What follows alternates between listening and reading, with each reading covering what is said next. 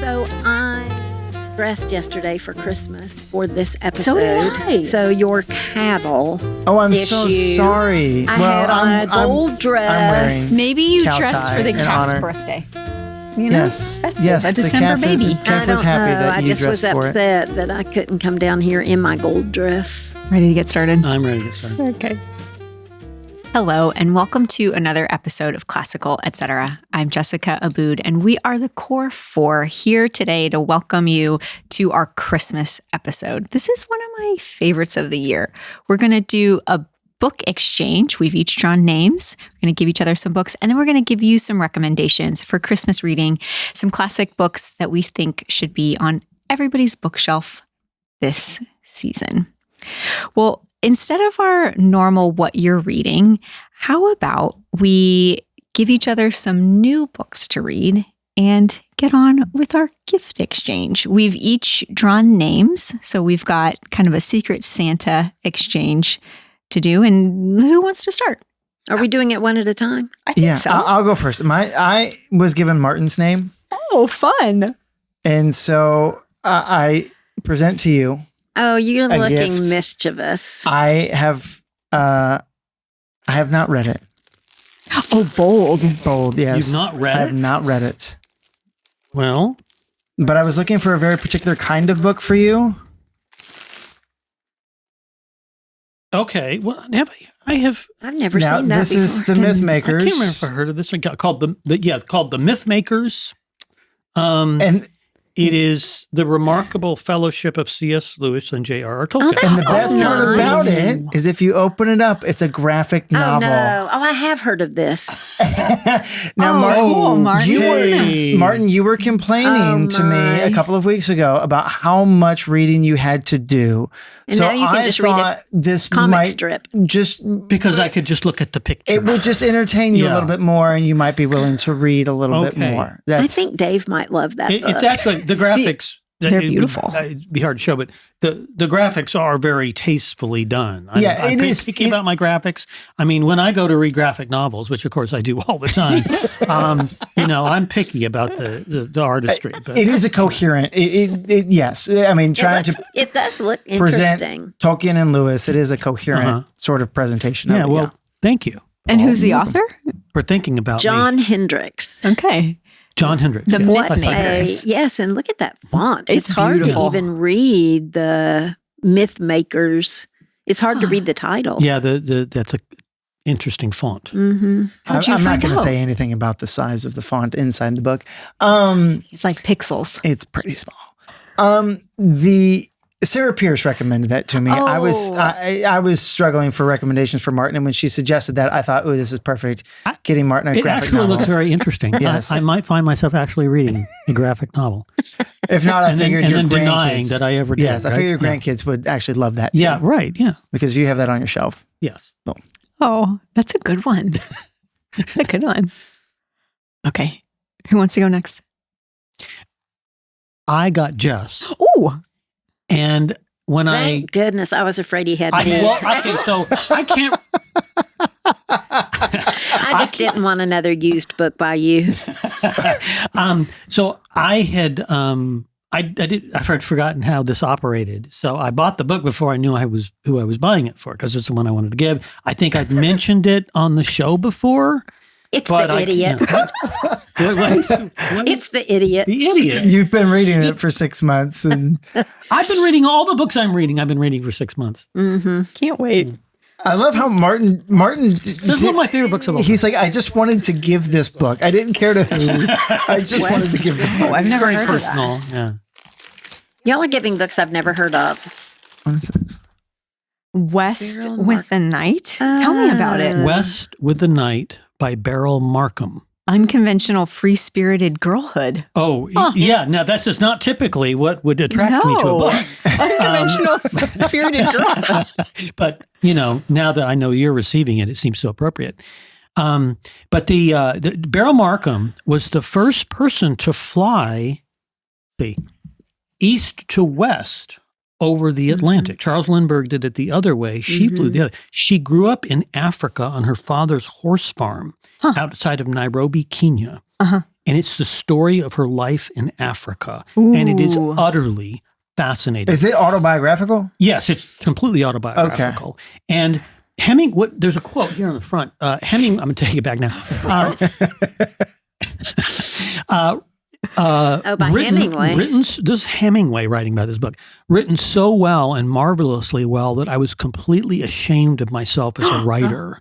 Oh, wow. Markham can write rings around all of us who consider ourselves as writers. It really is a bloody wonderful book. It is, and it is so true. Oh, I'm excited. It is so true. One of my favorite books of all time. Oh, wow. I mean, you just Okay. read the first page and you're thinking, it's just, she's looking at her diary. Really? She's just reading the these entries in her diary of where she's been, and because she ran a little plane service. She had a little biplane, I think, and she toted rich Europeans going on safari around the African interior, and she just lands somewhere, Oh, that's so cool. Yeah, it's amazing. You've never given me this book, and I've known you a long time. Well, there might be a reason for that. I don't know. This is exciting. Well, I love that Jess got a brand new book and not a book taken off your bookshelf at the last minute. I put a lot of thought into this. Yes. Some decades worth of resentment in there. Yes. Well, not decades, just, ever since the beginning of classical, etc. Well, this is probably, we don't really talk much about like our personal lives, but I've been to Africa several times and I love reading. It's really Oh, yes. If you've captivating to been me. somewhere. Yeah. So I am excited to, especially like when she lived there in the early 40s, and like what an interesting time to read about being there. And So then when colonialism was coming down, her father had to sell his horse farm, and a lot of the British left and went back to England. But she stayed there for a while. But she was raised among the Zulus. Huh. I mean, wow. her friends were all young Zulu tribesmen. Wow. And wrote one of the great short stories, which I used to use in my short story class, called "Brothers Are Not the Same." All she wrote was this book and a small book of short stories. That's what she wrote. So She was busy. Well, yeah. With life. That's right. Yeah. That's right.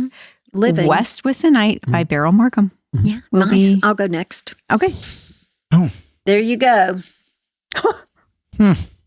Oh, it may be hard to untie. I didn't Beautiful think We've about it. solved this problem in the past before. It's so nicely wrapped. I don't know why I put. Yeah, when I wrapped this one, which I actually didn't because my wife. I'm wrapped sure it, you but- didn't. Goodness, what did you make this It's out of? string. There you go. It's just string. My knife is dull. Don't worry. So you're all safe. I was just going to. Okay. I love the paper. Mm-hmm. Thank you. And it's a feels like a hardback book. It is a hardback book. Word.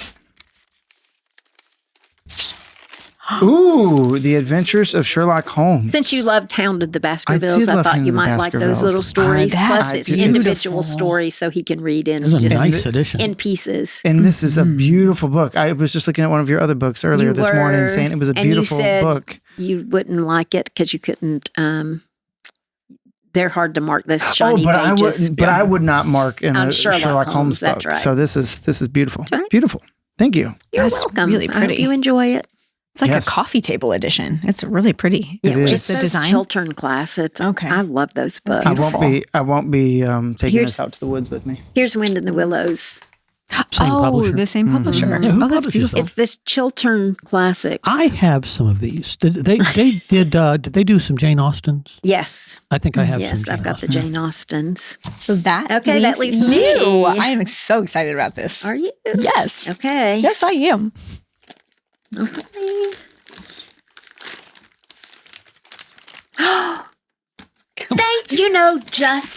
Just okay. This is Hamnet Are you so by excited? Maggie O'Farrell. I am so excited. I read it Just in a because you blitz told in me 3 about days. it. You told me about it, and then I said I was getting ready to read Hamlet, and then this morning I was listening to the podcast that I listen to when I do my workout. And they said in England that this was getting ready to be a movie. And I Yes. thought, oh gosh, I need to get the book because I always read the book before the movie. The trailer for the movie is out. I intentionally did not let myself watch it because What gets didn't- me is the subtitle: "A Novel of the Plague." it is. Yes, it is. So do you know, so the premise, it's kind of hard to explain. I will say, I it was an incredible book. I didn't really get into it until page 143. Okay. But and it's 300 pages. And at page 143, I thought, I am completely captivated. And then I couldn't put it down. And towards maybe the last quarter, anyway. But then the last couple pages, it was the sort of book that, and maybe because I read it really fast, because I didn't want to get skewered for giving a book I hadn't read. Right. But Paul, but I do want to point out though that you having read it means Tanya's getting a used book. Do you think that counts? No. It looks brand new. Let's compare. Where is my book? Martin. Well, look good. So no, if I compare that book with the one Martin gave me, huge difference. You're going to read it over like 2 days over Christmas break. And I cannot wait to hear what you think. It was on my list to order. You were almost too late. And I don't even want to tell you the premise, because if you don't read much, I didn't read much about it. And I didn't know any of the spoilers. Right. And there were twists that I didn't even foresee. So it's incredible. Although there are some parts that I was like, that's not my favorite. It's pretty dark, so I don't think I'll go see the movie. Right. But it's, I don't know. I mean, a novel about the plague, it's going to be pretty dark. Oh, yeah. Well, and this is Shakespeare's son. Right. It's more or less the story of Shakespeare. But you don't know that at all. He's never named. Except that it's such a famous book now, everybody does And you know. really only know in the last maybe 5 pages how it kind of ends. Maybe more than that, maybe 15 pages. A young Latin tutor. Penniless and bullied by a violent father, falls in love with an extraordinary, eccentric young woman. It's really about the woman. It's really about Anne Hathaway, or her name's Agnes. They call her Agnes in the book. Right. Yeah. But that sounds great. You'll it's so blaze through pretty, it. isn't it? Nice covers. Books. You go in a bookstore, you go in a Barnes and Noble or something now, and their covers of books have improved dramatically in recent years, I've noticed. And I wouldn't have thought that would be the case, but they really, they make books look nice now. It's a good thing. Mm-hmm. That's true. And I don't know about you, but when I look at some of the popular modern ones, a lot of them kind of look the same. Like they use some of the same fonts. Do you notice that? Yes. The same sort of imagery, the same sort of, whether it's like landscape depictions or specific fonts that are sans serif. I don't know. Sometimes I think, wow, they're trying to trick you. Like I've read a book that looks like that. So here's another one, but it's not. It's somebody I've never heard of. I know. I was just looking through some books. I think it's a trick. But you look at, this, they're all nice, but they're all very different. Yeah, that's right. Yeah. But look at these Christmas books. They are not. Yeah. They're all green. They're all right. green. That's right. Well, you can talk about this one if you want to. Okay. Should we get on to it? Let's get on to it. Okay. Give people something to read. I know. We are going to give you all have many more than me. This is Martin's list. I had to give him my list because he had forgotten about it. No. When we discussed doing this episode, we said there's not that many Christmas stories. And Martin said, I can come up with 20 in a heartbeat. And we said, so and you just can left share them. So I said, well, you're going to share your list. So I did all the work. In other words. Well, I want to give the one on my list because it's the one I can think of, and we sell it. It's the best Christmas pageant ever. I brought it. Here you go. Remember being delighted by this book as a little girl. I think it's a movie, but I haven't seen it. It is a movie, and I thought they did a pretty good job with it, actually. Yeah. It stayed true to the character of the book. And, as I remember, the children are a bit irreverent at times. They are, and we do get complaints about that sometimes. This has been a topic of discussion many times, but just the point of the whole thing and just the grace and the humility that comes finally out of the Herdman family is just so heartwarming. And I can't read it without crying at the end when he brings that canned ham down the one thing, they don't have anything. They're poor and they've got this ham that is their Christmas, and he gives it to baby Jesus. I love it. I have that sitting on my nightstand, because I think for like 3 Christmases in a row, I vowed to read it, and I You've still got to read this I to You still should your read it to yeah, your I'm going to read it. children. Yeah, Oh, it's hysterical. It's so good. Yeah. Yeah. Oh, My, okay. my wife said I should. So And Joyce has good taste. Yes. She does. clearly. Oh, Lord. Everything comes back She was to a very compliment for you. young. She was very young. Young and foolish. Young and with very little wisdom at that time. Wow.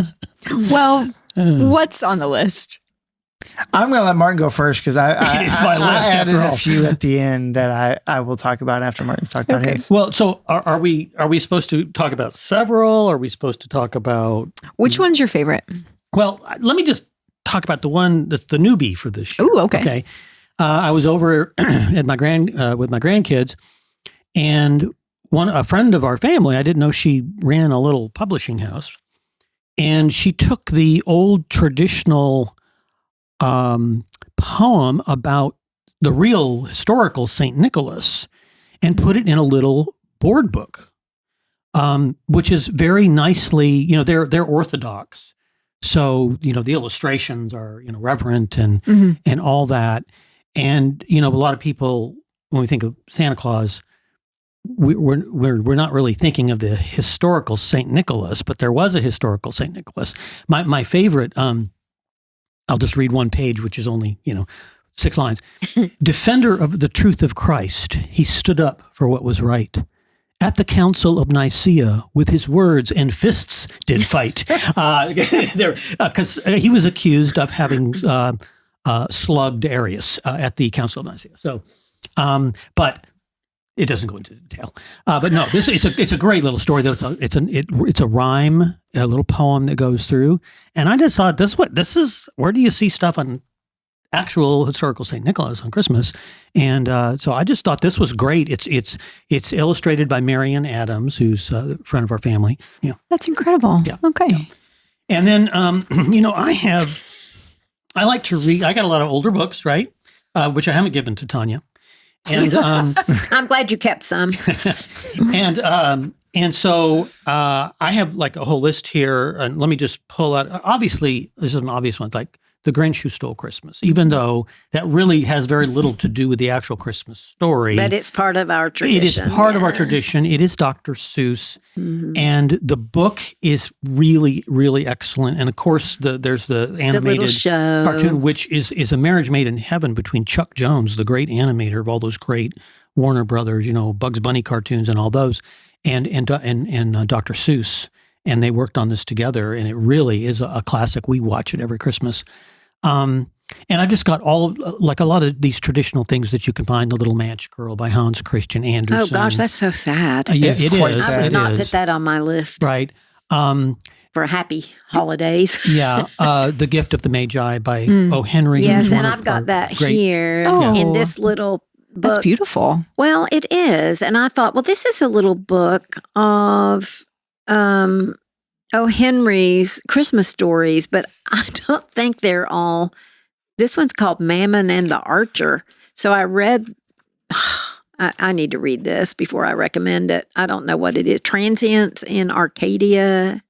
I don't know the third ingredient. I don't think this is Christmas stories. Is the Gift of the Magi in there? Yeah. Yeah, it's it the was first one. Oh, it's the first one. Okay. Mhm. Yeah, so But and several other old standards. The Other Wise Man by Henry Van Dyke. which we sell. Oh, we do so. Okay. Mhm. The Fir Tree, Hans Christian Andersen. Yes. Those are kind of known. And then also, we like to read the Christmas story out of Little House on the Prairie, Laura Ingalls Wilder. See, that's what Oh. I was going to say. I was going to bring that up is, it's your favorite Christmas stories aren't necessarily like in a full Christmas story, but there are so many stories within a book, like Wind in the Willows, when they go to Mole's in that one too. home Yes. and he's upset because his home looks like a mole would live in it, I guess. and then Ratty just turns it into a beautiful Christmas celebration Mm-hmm. in his home. And I thought, that's a great little Christmas story, but it's within a novel. And I was trying to think of some more. Do you have any more that are within? Oh, you've got Louisa May Alcott as well. Yeah, Louisa, same thing. A Christmas Dream by Louisa May Alcott, and that's apparently an excerpt too. I have not read that one. I just threw it down because I found it. You're recommending things you Well, haven't no, I not so far. You pointed out I was going to mention it. Okay. You pointed out. This is my list of all the ones that some of which I still need to read, but the ones I have read, the one we really like is it's in this old collection I have of Christmas stories called The Children's Book of Christmas Stories by Dickinson and Skinner, and there's a story in there called Christmas Under the Snow. And it's about these settlers, and they're living out in the somewhere in the West, and this snow comes on and it literally covers up to the roof of their house. And their father has left to go get something from the city. And it's the story of him leaving and the time they spend there, not knowing if he'll even be able to come back. And when he comes back, the house is covered with snow. He can't even see it, but they're able to. Great little story. That's one of our favorite sort of unknown type of Christmas stories. There's a Kentucky book by an author who used to be very popular here. You hardly hear her name anymore, Alice Hegan Rice. And she did a book called Miss Wiggs and the Cabbage Patch, which was extremely famous. There were like 4 troops touring, performing it around the country at the time. It was very popular. Really? Yes. Yes. And you like it's good? Oh, yeah. Very good. I've never heard of it before. Well, and the funny thing is, the copy I have now, it's a beautiful hardback version. I bought it in, is it called Phillips Bookstore in London? Oh. In England. I found a copy of this in England. Was it in Oxford? Yeah, it was in Oxford. St. Paul's little, tiny. But below where we were. It's very well curated. It's all old. Yeah, and I don't books. know why they would have this in England because it's not even known Miss here. Miss Wiggs and the Cabbage Patch. Miss Wiggs and the Cabbage Patch. You need to read that. Well, Paul, you have some things on your list. I'm going to just a couple. He has some things on my list. Like the Gospel of Luke. Come on. No, one thing I wanted to point out actually is not like a story like this, but I think it's fairly unknown. But there's what's called the announcement of the nativity of our Lord Jesus Christ from the Roman Martyrology, and it's only about maybe a page long, but it's meant to be an announcement of the birth of Jesus, and you can just Google it, but it contextualizes. It basically says this many years from this thing that happened in salvation history, and this many years from this, and this many years from this, our Savior was born. Basically, is the framework of it. But it's really nice as sort of a recapitulation of salvation history. You can see God working, preparing us for that in one page, in one little page. And what's the name of it? The Nativity of our Lord Jesus Christ from the Roman Martyrology. And I have friends that, when we've gone for like a Christmas celebration, like they'll read it right before dinner, like in the prayers before dinner. It is a nice tradition thing to a nice text to read. Thought you think about making it a tradition. Is it like, like when Paul would go somewhere and he'd give the entire story, or Moses sometimes would get, they would go through the whole history. It's much shorter. You need to know what he's referring to, right? So, like it'll say, so many years from the flood, or so many, so somebody who's biblically educated or educated in the ancient world, because it talks about, Caesar Augustus. But my favorite line is right before it announces the coming of Jesus. It says, when peace reigned over the world. And you realize that all of this was done in preparation, right? Like he did come in the fullness of time. So it's a beautiful little page, worth going and looking at. But that also made me think, actually last Friday, I went to an Andrew Peterson concert, which is the Behold the Lamb of God. And I mean, it was wonderful. And the first half is all kind of your Nashville singer-songwriter. You have a whole bunch of artists, they kind of get up and do a song, right? But then the second half, which is I think, if not all, most of the songs that they sing then were written by Andrew Peterson, but it is another trek through salvation history. And it's not a book, but it is. It was a wonderful, just reminder that when we celebrate Christmas, like we forget how much longing there was for Jesus. Every time during Advent, when we sing "O Come, Emmanuel," you just, I feel the longing of the people, like be the key that opens a door and open, it's just, you feel the burden of the waiting. Yeah. And the prophets that just continuously were saying, this is coming, and we now live in the fulfillment of that, and we forget that longing. And so that was a wonderful thing recently, that when we went Friday night, I was like, oh wow, this is really, it was, I don't know, 7 or 8 songs, but it just brought you through from creation through. It was really well done. Gosh, we've talked about favorite Christmas stories, but now we've talked about music, we've talked about poetry. You're just one page. What would you call that?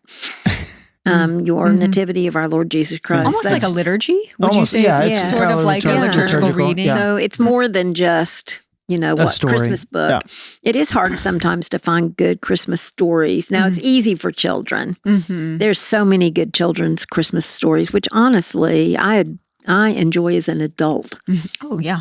Papa Panov, we've mentioned earlier, is one that we sell that is just a wonderful story about really the meaning of Christmas. He's waiting on Jesus to come.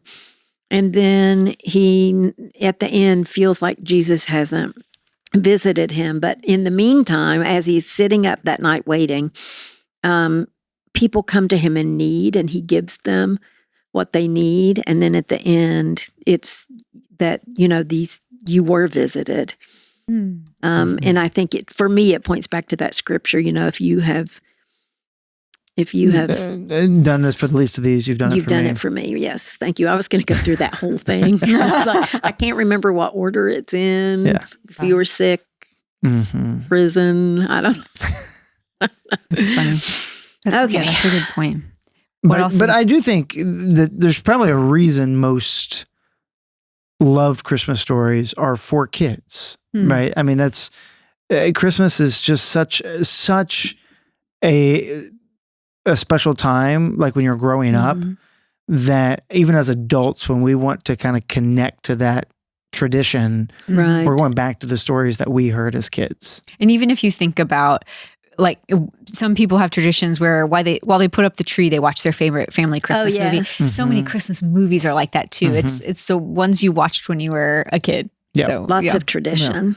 So I've got this book that Martin gave me. It is a new book, actually. Have you Martin read this? gave me Have a you new read book. this book? Yes, I read it. Oh, you did? After you gave it to me. It's called The True Meaning of Christmas by Fulton Sheen. So it is a beautiful gift book. Now, I will say it's a little theological. It's a little theological with a Catholic bent, because he was a bishop after all. Right. Is it a story, a children's story, or is it it's a theological reflection. It is literally the true meaning of Christmas. But I just thought this was beautiful. And I thought the whole thing, I'm Protestant, and I didn't see any problems with this at all that would have disturbed me. But this one paragraph, he says, of every other child born into the world, friends might say that it resembles its mother. This is the first instance in time that anyone could say that the mother resembles the child. Here is the beautiful paradox of the child who made his mother. Therefore, the mother is only a child, a creature of God. It was also the first time in the history of this earth of ours that anyone could ever think of heaven being anywhere else than way up there. But Mary, with the divine child in her arms, now looks down to heaven. I just thought it really is beautiful. Yeah. Well, Fulton Sheen, there's other passages in there that I think that are equally good. The whole thing, it's sort of a series of random reflections, but some of them are just really amazing. And they do connect, because they're all sure, about the Christmas story. Right. But he was just such a great articulator of the faith.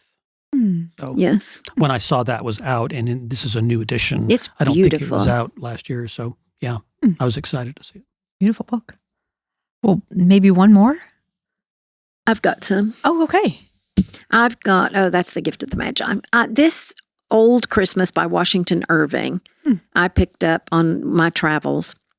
And it is just charming. It's literally Washington Irving's Experience One Christmas. And it's really plotless. Yep. It's literally, he ends up at Christmas with the friends. And it In Britain. Right? Yes. And it just details everything about, the food and the traditions and music.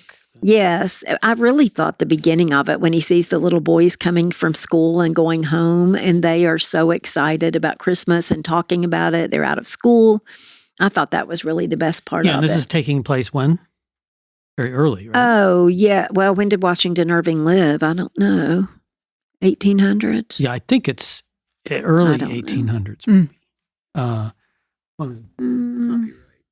It says Old Christmas from the sketchbook of Washington Irving. I don't know when. We should put in, 1783 he was born. Yeah. So, yes, you're right. Early. Yeah. I read this one last year and just, it's nothing, that just blows you away. It's just this beautiful portrait. And it's a pretty book. So it would be a nice Christmas gift also for somebody. Beautiful. And then I've already talked about Wind in the Willows. I'm done. Have you talked about yours yet? Mine was the best Christmas pageant ever. Oh, that's right. Okay. Yes, she has.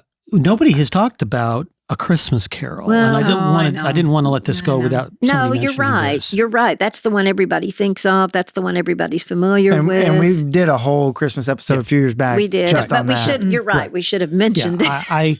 I continue to think that is really one of Dickens' greatest works. And there's a movie about this, which several people I know keep telling me I need to see, and I was going to try to watch it over Christmas. I haven't seen it either. What's the name of it? I don't know, but I want to see it. I can't remember the name of it, but it was based on. I know which one you're talking about. It's about him writing the book and trying Dickens. to get it published. Right. Oh, interesting. Yeah, and it's apparently just fabulous. What is the name of that movie? Would be Okay. I've been meaning to watch it. Yeah. Got a good list here. Maybe we can someday make this into an article or something. It would be nice. It would be a good article. Because we sell some of these books, some of them. We do. Yeah. We do. Okay.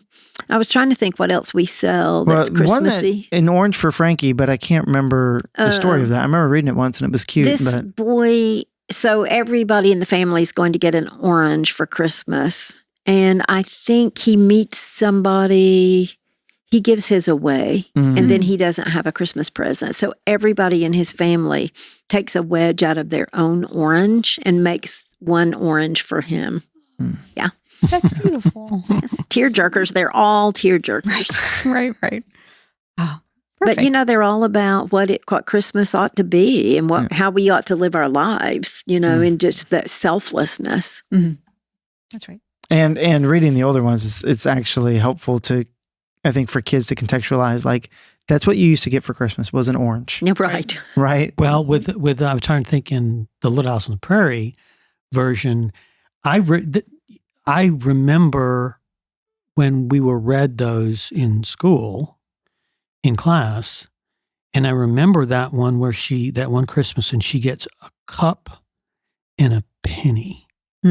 And you think of that and think, oh, that's so meager, but it meant so much to her. And just looking through her eyes at that, it's like, that's amazing that she received a cup and a penny, I mean, and good writers can do that. And it was precious to her. Yeah, and it was precious to her.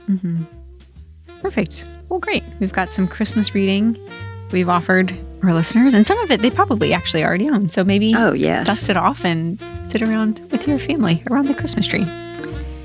Well, Merry Christmas from all of us at Memoria Press, and we will be back next time. Thanks for joining us today on Classical Etc. by Memoria Press. If you like what you heard, please like, subscribe, or share this episode or comment. We love to hear your questions and your comments. If you want to learn more about Memoria Press, please go to memoriapress.com. This has been Classical Etc. We're so glad you joined us, and we'll see you next time.